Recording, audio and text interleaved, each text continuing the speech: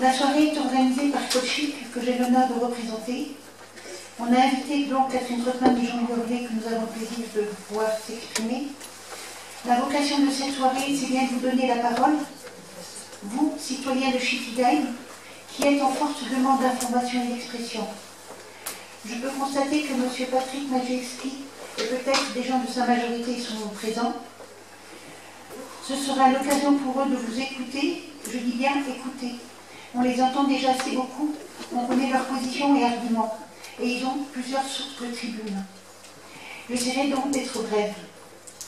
Nous avons conscience de l'urgence climatique, des enjeux environnementaux, ainsi que de l'accroissement du besoin en mobilité. Nous sommes aussi pour le développement du tram. Nous avons à cœur les moyens de la sauvegarde des commerces. Nous souhaitons la cohabitation de tous les moyens de déplacement. Cela dans un souci de redynamisation de Schiltigheim.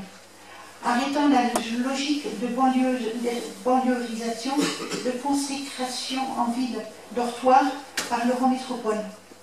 On voudrait que nos besoins que les besoins de toutes les communes du nord de l'Eurométropole soient pris en considération. Nous souhaitons un schéma global d'aménagement urbain avec une réelle volonté de renforcement de nos centres-villes et non pas du bricolage à travers le prisme d'une vision incohérente et parcellaire. Colchic s'est toujours battu pour que Schiltigheim soit une ville vivante, attractive. Aujourd'hui, Heineken ferme. C'est une occasion en or pour avoir un réel cœur de ville.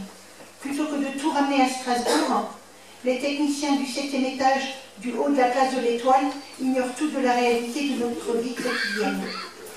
Il n'y a rien de plus anti-écologique d'accroître les déplacements antipendulaires en excentrant l'attractivité et en laissant échapper cette opportunité d'urbanisation des 12 hectares d'Heineken. Peut-être c'est bientôt fini. C'est avec ces considérations que depuis 2021, nous avons proposé un tracé privilégié par le cabinet TTK. Nous en avons demandé l'étude sans relâche à l'exécutif eurométropolitain. En vain.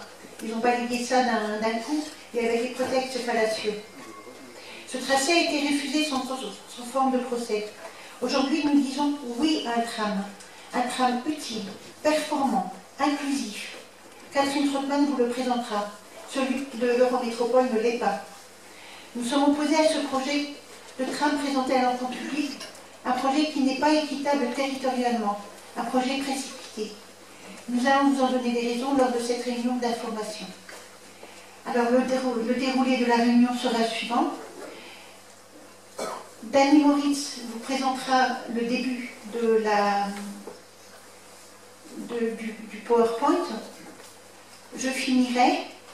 Madame Catherine Trottmann, que j'accueille avec plaisir, comme tout à l'heure dit, présentera sa vision du tram. Je crois que M. Hurlet est occupé ailleurs de par ses fonctions, donc je vais peut-être lui donner la parole tout de suite. Vous aurez la parole, comme je vous l'ai dit tout à l'heure. Merci de vous présenter et de préciser à qui vous adressez votre question, à Colchic ou à Catherine Trottmann. Nous privilégierons de donner la parole avant tout aux citoyens et surtout aux citoyens. Je demanderai au ProTram, c'est-à-dire au projet de l'Eurométropole, de respecter l'esprit du débat et s'abstenir de semer le trouble et de ne pas donner de leçons quant à l'urgence climatique ou la santé de nos petits-enfants. Je vous remercie. Bonne réunion.